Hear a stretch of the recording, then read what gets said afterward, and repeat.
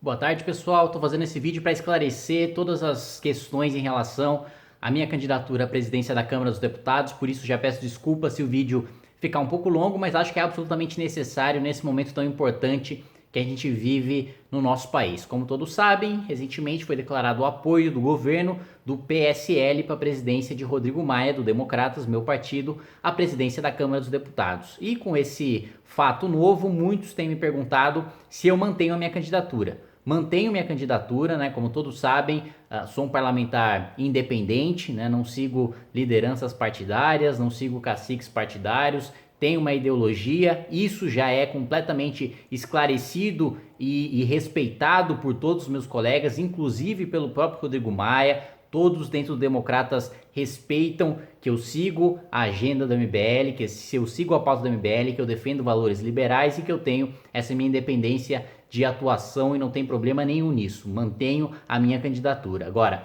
para esclarecer e para colocar vocês por dentro um pouco do que está acontecendo, eu decidi esmiuçar um pouco mais as candidaturas e as articulações em torno dessas candidaturas. A gente tem, por exemplo, a candidatura do Fabinho Liderança, que hoje é vice-presidente da Câmara dos Deputados e um dos seus carros-chefe de campanha é justamente defender aumento de salário para os parlamentares. Ele, por incrível que pareça, com essa proposta tem um apoio significativo dos deputados e boa parte desses deputados parece que não entenderam o recado das urnas quando pediram por mais lisura, por mais transparência. Aumentar o salário dos parlamentares nesse momento de crise que a gente vive é absolutamente impensável, né? O exemplo tem que começar de cima, com justamente o contrário: corte de privilégios, corte de gastos com a Câmara dos Deputados, que hoje já gasta bilhões de reais, juntando aí com os gastos do Senado, que são ainda mais absurdos. Então não faz sentido nenhum a gente dar margem para que esse tipo de coisa aconteça, para que esse tipo de candidatura floresça. Tenho certeza que vocês que votaram por uma nova Câmara, vocês que fizeram com que a Câmara se renovasse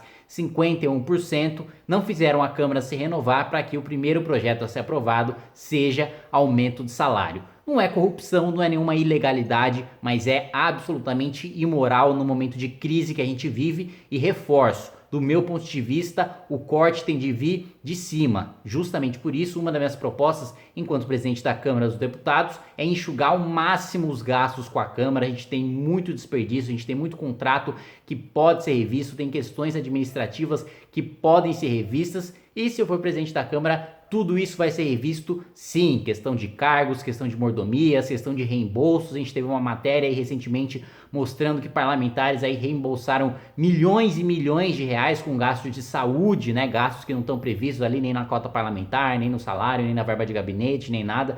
Basicamente é um gasto que você lança, que você pede para que seja autorizado ali ao presidente da Câmara dos Deputados, e a gente teve um gasto estrondoso aí nos últimos anos.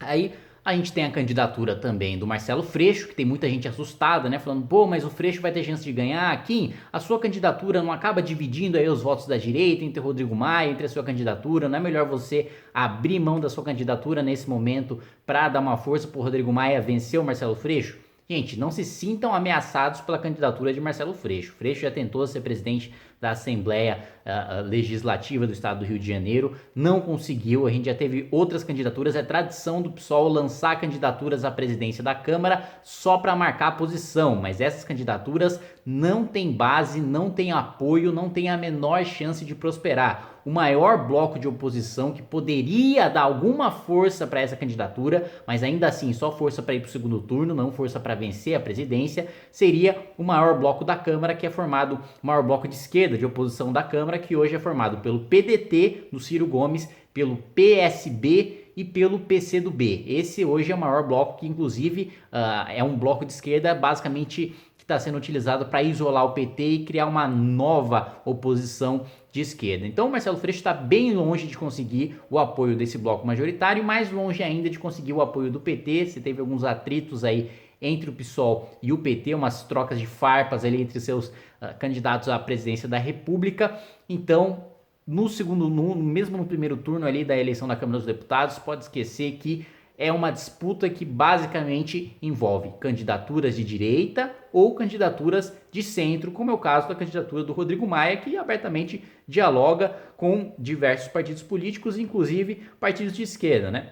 Rodou a imprensa nos últimos dias, e isso é verdade, que o Rodrigo Maia, se não conseguisse o apoio do PSL, ia buscar o apoio do PT para garantir uma maioria no segundo turno. Não tem nada de criminoso nisso, não tem nada de anti-republicano nisso. Ele é um cara de centro, assumidamente de centro, que cede a pautas de esquerda e cede a pautas de direita de acordo com o momento político, de acordo com o que ele julga que seja melhor para a presidência da Câmara, que seja melhor para o país. Não tem absolutamente nada de errado nisso, mas eu acredito que o recado das urnas tenha sido no sentido contrário, né? Acho que as pessoas elegeram claramente um pensamento de direita e nada mais claro, né, e nada faz mais sentido do que a gente ter uma candidatura legítima de direita. Aí as pessoas podem falar, pô, mas não tem maioria suficiente para isso, mas é claro que tem. A gente tem mais de 51% de renovação e mais parlamentares que fizeram parte da antiga legislatura e que não vão votar no Rodrigo Maia porque tem um pensamento diferente, porque tem um pensamento mais à direita, mais liberal e mais conservador e que inclusive já declaram apoio à minha candidatura. E eu aproveito o momento, né, para agradecer um dos apoios mais simbólicos, que não é de um deputado federal, de uma deputada estadual, né, mas a deputada mais votada da história política do Brasil, que é a professora Janaína Pascoal, que foi uma das nossas parceiras de luta durante o impeachment, né, uma das irmãs de batalha ali. Sem ela o impeachment não teria acontecido. A gente ficava noites ali acordado para garantir que cada deputado, que cada voto, que cada manifestação, que tudo saísse nos conformes e que a gente continuasse lutando mesmo com as medidas do Supremo, da imprensa e do governo contra o impeachment. Então agradeço muito o seu apoio. Professora, muito obrigado por toda a força que você tem nos dado. E aproveito para falar em relação, aproveito ali o tema do impeachment para falar sobre pragmatismo e sobre articulação, né? Muitas vezes o MBL foi criticado, muitas vezes eu fui criticado justamente por articular politicamente, por agir de maneira pragmática. Até hoje a gente apanha, por exemplo, por ter articulado, por ter aprovado o apoio do pedido de impeachment com Eduardo Cunha, por exemplo, que era o presidente da Câmara dos Deputados então. Pragmatismo, vocês podem ter certeza que sempre vai fazer parte, sempre vai ser uma das prioridades do MBL e minhas. Eu, como sempre costumo dizer, política é a arte do possível, né? É o que a gente quer, é o que a gente pode fazer. O recado que eu tenho para dar nesse vídeo é que a gente pode fazer muito mais do que o que está sendo proposto pelo PSL, do que está sendo proposto agora por diversos dos apoiadores do partido. Dá pra gente fazer muito mais. A gente agiu de maneira pragmática. O Eduardo Cunha é um exemplo durante o impeachment, durante o governo Temer, né, que é mais pragmatismo do que nós nos aliarmos à base do governo. Um governo extremamente impopular e a gente nunca se preocupando com a nossa imagem, nunca se preocupando com críticas da imprensa, nunca se preocupando com críticas de direita e de esquerda. E a gente apanhou muito, tanto dos setores de esquerda como de direita, por apoiar a PEC do teto, por apoiar a reforma trabalhista, por apoiar a fim do imposto sindical, por apoiar a reforma previdenciária durante o governo Temer, que muitos setores da direita não apoiavam e nós, por pragmatismo, por convicção, apoiamos, mesmo apanhando muito da esquerda e da direita naquele período. Enfim, o que eu quero dizer é que existe pragmatismo sim na minha candidatura, não é só uma candidatura para marcar posição, é uma candidatura para vencer. Justamente por causa disso, tenho dialogado, tenho conversado com diversos outros parlamentares, não construo nada sozinho, não faço nada sozinho, ninguém faz nada sozinho dentro da Câmara dos Deputados. Não adianta querer aparecer o máximo possível, não importa a quantidade de likes que tem a página da MBL, que tem a minha página, isso vale zero dentro da Câmara dos Deputados. O que realmente interessa é o diálogo, é a conversa com cada deputado, com cada parlamentar, e isso eu venho fazendo com parlamentares, inclusive do PSL, que muitas vezes declaram que, apesar da decisão do partido, não vão votar no Rodrigo Maia e vão votar em mim, mas evidentemente, e outros parlamentares de outros partidos também que supostamente fecharam com o Rodrigo Maia, não vou votar nele, mas vão votar em mim, mas evidentemente que eles não podem colocar isso publicamente, porque se eventualmente, e agora, eu sou bastante realista, hoje a maior probabilidade é do Rodrigo Maia vencer, e nessa alta probabilidade, as pessoas que vão votar em mim não vão se expor, porque nele vencendo, eles não querem sofrer nenhum tipo de retaliação dos seus respectivos partidos políticos, né? Afinal, o partido vai lá, diz que garante todos os deputados, na prática não garante, é evidente que Rodrigo Maia vai cobrar depois essa falta de compromisso, essa falta de palavra de algumas lideranças partidárias que muitas vezes nem acabam controlando as suas bases. Então, tem pragmatismo, sim, e nada garante, nada, as pessoas falam muito, mas a gente precisa agora que você abra mão da sua candidatura aqui para aprovar as reformas que o Brasil precisa. Na minha opinião, é justamente o contrário. Não existe presidente da Câmara, não existe negociação com a presidência da Câmara que de start já garanta a aprovação de reformas. Vamos lembrar, o governo Temer, por debaixo dos panos, também apoiou ali a candidatura do Rodrigo Maia, mas depois que ele venceu do mandato tampão, mas depois ainda teve que negociar individualmente com os deputados para aprovar a PEC do teto, para aprovar a reforma trabalhista e depois não conseguiu aprovar a reforma previdenciária. Então, vencer a presidência da Câmara é um primeiro passo. Agora, depois o presidente da Câmara garantir o apoio para que o governo leve em frente uma reforma previdenciária, que vai ser uma reforma dificílima de ser levada em frente, que precisa passar ali por 3/5 na Câmara em 2 turnos. Então, vota primeiro lá na CCJ, aí vota na comissão especial, aí vota no plenário da Câmara, aí vota no plenário da Câmara de novo, aí vai para a CCJ do Senado, aí vota no Senado, aí vota no Senado de novo, tudo isso com votações de maioria qualificada de 3/5, é uma reforma muito complicada e que vai exigir muito compromisso de quem assuma a cadeira de presidente da Câmara dos Deputados, né? O pessoal até está fazendo piada já de mim, que eu costumo falar muito de previdência, parece que essa é a minha única pauta, mas hoje é a principal e mais importante pauta para o nosso país e a gente precisa ser ousado nessa pauta. Não dá para a gente ser tímido, não dá para a gente propor uma reforma mais tímida do que aquela proposta pelo governo Michel Temer, porque se fosse para fazer isso era mais fácil o Temer se lançar um novo mandato e a gente aprovar a reforma dele mesmo.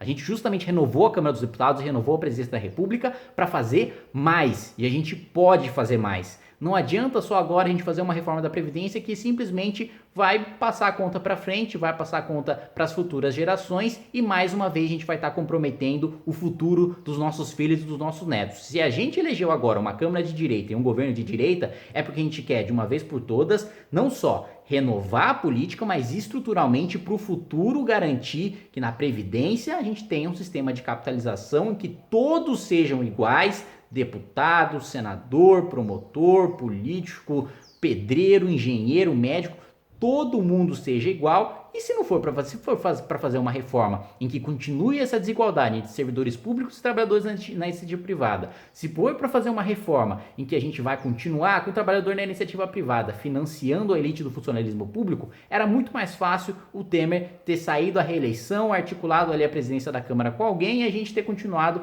com mais do mesmo, uma reforma meia boca aí como a gente sempre teve durante tanto tempo. Vai lá, Dilma empurra com a barriga, vai lá, Lula empurra com a barriga, todo mundo aprovando remendos de reformas, mas nenhuma reforma estruturante de fato. Justamente por isso, eu peço o voto dos meus colegas deputados para que a gente consiga levar todas essas pautas em frente. A gente precisa de alguém que tenha um compromisso ideológico com todas essas pautas, que vá seguir em frente todas as pautas impopulares, que não tenha medo de enfrentar qualquer tipo de pauta, por mais dura que seja, desde que essa pauta seja boa para o país, desde que essa pauta reverbere a representatividade da população. Eu pessoalmente defendo até um voto aberto para a Câmara dos Deputados, para a presidência da Câmara. Acho que as pessoas têm direito de saber em quem os seus deputados votam. Aqui no estado de São Paulo, na Lesp, o voto já é aberto e na Câmara Municipal de São Paulo também é aberto. Você tem muito transparente quem cada um votou e o eleitor pode cobrar o posicionamento do seu deputado de acordo com o seu voto, e acho que a mesma coisa pode ser aplicada para a Câmara dos Deputados. Infelizmente hoje não é esse o entendimento que você tem, se não me engano já até em jurisprudência do Supremo falando que é uma questão interna corporis, que é a própria Câmara que tem que decidir, que não adianta entrar com ação judicial, mas de qualquer maneira fica também o meu posicionamento de que o voto deveria ter sido aberto e fica o meu recado para os parlamentares, né, pedindo humildemente o voto de vocês, porque eu acredito que eu posso, sim, junto com vocês, compondo a mesa, com a vice-presidência, com as secretarias, dando as presidências de comissões para aqueles que mais entendem do assunto. Acho mais do que justo deixar a Comissão de Constituição e Justiça nas mãos do PSL, a Comissão de Finanças e Tributação nas mãos do PSL, tem a maior bancada, a gente tem que respeitar o princípio da proporcionalidade e tem de contemplar os outros partidos também que forem fazer parte da mesa diretora, a gente tem de fazer essa composição, a gente tem de fazer essa aglutinação e, ao mesmo tempo, atender e ter transparência em relação à sociedade que votou na gente esperando mudança, que votou na gente esperando algo a mais, algo mais ousado, um passo à frente e não simplesmente uma continuação do que está aí. É isso, gente. Mais uma vez eu peço desculpas pelo tamanho do vídeo. Agradeço muito todos vocês que têm me apoiado. Como vocês sabem, é uma batalha custosa, né? Você apanha muito por colocar sua cara a tapa, por se expor, ainda mais numa competição de um cargo tão importante para a República como a presidência da Câmara, e agradeço a confiança de cada um de vocês. Forte abraço.